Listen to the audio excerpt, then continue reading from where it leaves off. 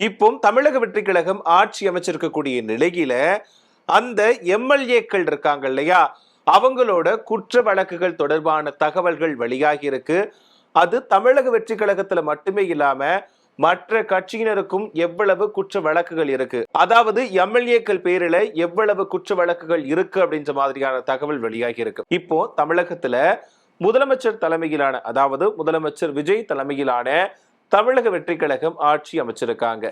இந்த நிலையில தான் இப்போ தேர்ந்தெடுக்கப்பட்டிருக்கக்கூடிய 233 சட்டமன்ற உறுப்பினர்கள்ல 126 பேர் குற்றவியல் வழக்குகளை சந்திச்சிருக்காங்க அப்படிங்கிறது தெரிய வந்திருக்கு.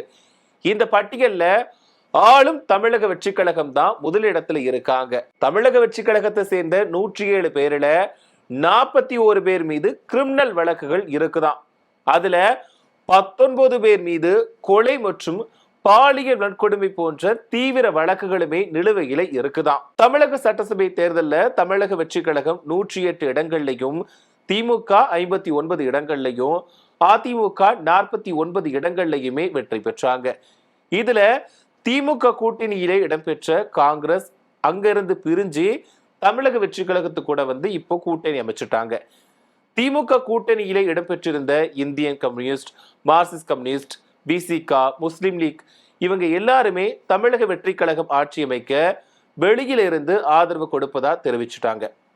120 எம்எல்ஏக்கள் அப்படின்ற பெரும்பான்மை ஆதரவோட தமிழக வெற்றி கழக தலைவர் விஜய் இப்போ தமிழக முதலமைச்சரா பதவியேற்றிருக்காரு. தமிழக வெற்றி கழக தலைவர் பொறுத்த வரைக்கும் 2 தொகுதிகளில் போட்டியிட்டாரு. 2 தொகுதிகள்லையுமே வெற்றி பெற்றாரு. ஸோ அதுல ஒன்னு ராஜினாமா செய்யணும் அப்படிங்கிற கட்டாயத்தினால அது ராஜினாமா பண்ணியிருக்காரு. இதனால அக்கட்சியோட எம்எல்ஏக்களோட எண்ணிக்கை 107. ஸோ இந்த 107 எம்எல்ஏக்கள் தமிழக சட்டசபையில பதவி ஏற்றுக்கிட்டாங்க. இப்போ 233 எம்எல்ஏக்கள்ல பலரு குற்றவியல் வழக்குகளை சந்திச்சிருக்காங்க அப்படிங்கிறது நமக்கு தெரிய வந்திருக்கு. இந்த பட்டியல்ல இப்போ ஆளக்கூடிய தமிழக வெற்றி கழகம் முதலிடத்துல பிடிச்சிருக்காங்க. தமிழக வெற்றி கழகத்தை சேர்ந்த 107 பேர்ல 41 பேர் மீது கிரிமினல் வழக்குகள் இருக்குது. அதுல நான் ஏற்கனவே சொன்ன மாதிரி 19 பேர் மீது கொலை மற்றும் பாலியல் வன்கொடுமை போன்ற தீவிர வழக்குகளுமே நிலுவையில இருக்குதான். திமுக உறுப்பினர்கள்ல 37 பேர் வழக்குகளை எதிர்கொண்டிருக்கக்கூடிய நிலையில அதிமுகவில் 33 பேர் இருக்காங்க, பாமகவில் 4 பேர், காங்கிரஸ்ல 3 பேர், பிசிக, மார்க்சிஸ்ட் கம்யூனிஸ்ட் இவங்க எல்லார் மீதும் குற்ற வழக்குகள், அதாவது இவங்க எல்லார் மீதும் குற்ற வழக்குகள் இருக்கு அப்படின்ற மாதிரி தகவல் வெளியாகி இருக்கு.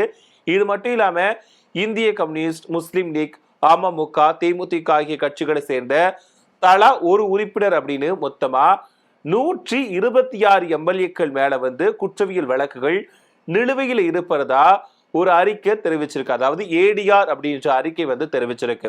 இவர்கள்ல தீவிர வழக்குகளை எதிர்கொண்டவங்களோட விவரங்களுமே தெரிய வந்திருக்கு. அதன்படி பாத்தீங்க அப்படின்னா தமிழக வெற்றி கழகத்தை சேர்ந்த 19 பேர், திமுக மற்றும் அதிமுகவில் தலா 14 பேர், பாமக, காங்கிரஸ்ல 2 பேர், இந்திய கம்யூனிஸ்ட், முஸ்லிம் லீக், அமமுக, தேமுதிகவில் தலா ஒருத்தர் அப்படின்னு தீவிர குற்ற வழக்குகள் நிலுவையில் இருக்குது. குற்ற வழக்குகள்ல 5 அல்லது அதற்கும் மேற்பட்ட ஆண்டுகள் சிறை தண்டனை பெற்றவர்களும் கொலை, கொள்ளை முயற்சி, இந்த கொலை முயற்சி, கொலை, தாக்குதல், கடத்தல், பாலியல் வன்கொடுமை, ஊழல், சிறார்கள், பெண்களுக்கு எதிரான குற்றங்கள் இது எல்லாத்தையுமே தீவிர குற்ற வழக்குகளா வகைப்படுத்தப்பட்டிருக்கு.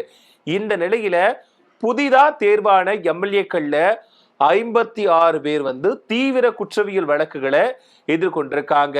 இது மட்டுமே இல்லாம வெற்றி பெற்ற எம்எல்ஏக்கள்ல 193 பேர் 1 கோடி ரூபாய்க்கும் அதிகமான மதிப்பிருக்கக்கூடிய சொத்துக்களை வச்சிருக்காங்க. தமிழக வெற்றி கழகத்தோட 107 எம்எல்ஏக்கள்ல 77 பேர் கோடீஸ்வரர்கள் அப்படின்ற மாதிரியுமே தெரிய வந்திருக்கு. இப்போ இந்த ஒரு ஆட்சியை தேர்ந்தெடுத்ததற்கான காரணம் என்னன்னா மாற்றம் வரணும், அதாவது குற்றங்களை தடுக்கணும், சட்டம் ஒழுங்க கொண்டு வரணும், அந்த சீர்குலைஞ்சு போயிட்டு தமிழ்நாடு அப்படிங்கிற ஒரு குற்றச்சாட்டை முன்வச்சுதான் இப்ப ஆட்சிக்கு வந்திருக்காங்க. சோ இந்த ஒரு தகவல் அப்படிங்கிறது ஒரு அதிர்ச்சியை ஏற்படுத்திருக்கு அப்படின்னு சொல்லலாம். ஏன் அப்படின்னு பாத்தீங்க அப்படின்னா இப்போ தமிழகத்துல எதுவுமே சரி கிடையாது, நிறைய மாற்றங்கள் தேவை அப்படின்னு தான் தமிழக வெற்றி கழக தலைவர் விஜய் ஆட்சிக்கு வந்திருக்காரு. இவங்க இன்னைக்கு ஆட்சியுமே அமைச்சிட்டாங்க. ஸோ மாற்றங்கள் என்ன வரப்போகுது அப்படிங்கறத எதிர்நோக்கி தான் தமிழக மக்கள் காத்துட்டு இருக்காங்க.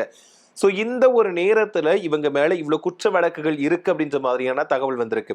ஏன்னா இப்போ ஒரு ஆட்சி அதிகாரத்துல இருக்கிறவங்க ஒழுக்கமா இருந்து ஸோ அந்த அதிகாரத்துல இருக்கிறவங்களுக்கான ஒரு தேவை இருக்கும்ல, ஒரு இந்த மதிப்பு அப்படிங்கிறது தேவையில்ல.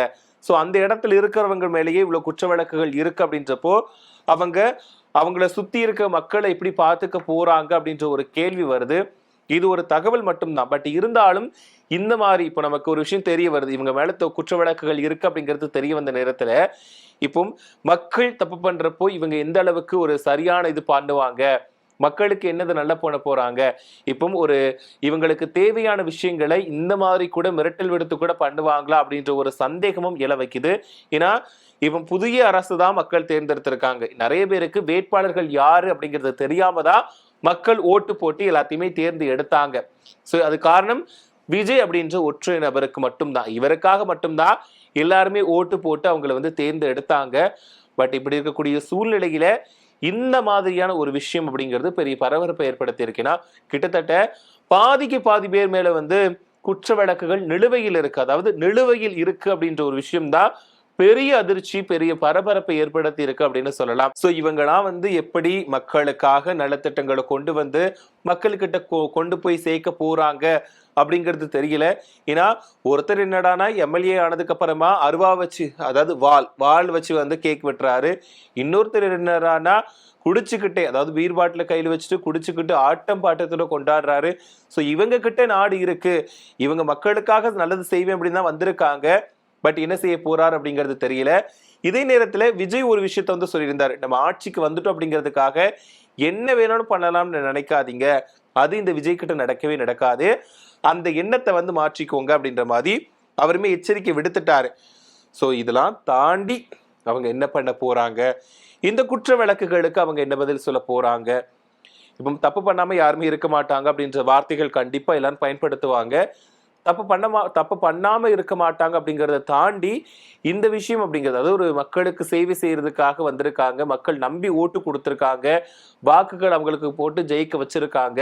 ஸோ இதனால இவங்க எந்த மாதிரியான ஒரு விஷயத்த கொண்டு வர போறாங்க, தாக்கத்தை ஏற்படுத்த போறாங்க அப்படின்ற எதிர்பார்ப்புல தான் மக்கள் இருக்காங்க. ஆனா இந்த ஒரு விஷயம், இப்போ இந்த விஷயம் தெரிஞ்சதுக்கு அப்புறமா மக்களுக்கான நம்பிக்கையை எப்படி பூர்த்தி செய்ய போறாங்க, மக்களுக்கு எந்த அளவுல நல்லது செய்ய போறாங்க அப்படின்ற ஒரு கேள்வியுமே எழுது. ஸோ வரக்கூடிய காலங்கள்ல இவங்க எப்படி பண்ண போறாங்க, இந்த ஒரு குற்ற வழக்குகள் அப்படிங்கிறத தாண்டி மக்களுக்கான ஒரு நம்பிக்கை நட்சத்திரமா இவங்க எப்படி ஜொலிக்க போறாங்க அப்படிங்கிறத பொறுத்திருந்து பார்க்கலாம். ஸோ இதெல்லாம் பத்தி நீங்க என்ன நினைக்கிறீங்க? அதாவது இந்த குற்ற வழக்குகள்லாம் நிலுவையில இருக்கு, இதை பத்தி நீங்க என்ன நினைக்கிறீங்க? ஸோ நீங்க தெரிஞ்சுதான் அந்த ஒரு நபருக்கு ஓட்டு போட்டீங்களா, அதாவது இந்த ஒரு வேட்பாளர் தான் நம்ம தொகுதியில நிக்கிறாங்க அப்படின்னு நினைச்சு ஓட்டு போட்டீங்களா, இல்லைன்னா விஜய் அப்படின்ற ஒரு முகத்துக்காக மட்டும்தான் ஓட்டு போட்டீங்களா அப்படிங்கிறத மறக்காம கமெண்ட்ல சொல்லிடுங்க. ஸோ இவங்க நல்லது செய்வாங்கன்னு நினைக்கிறீங்களா அப்படிங்கிறத கண்டிப்பா மறக்காம கமெண்ட்ல சொல்லிடுங்க.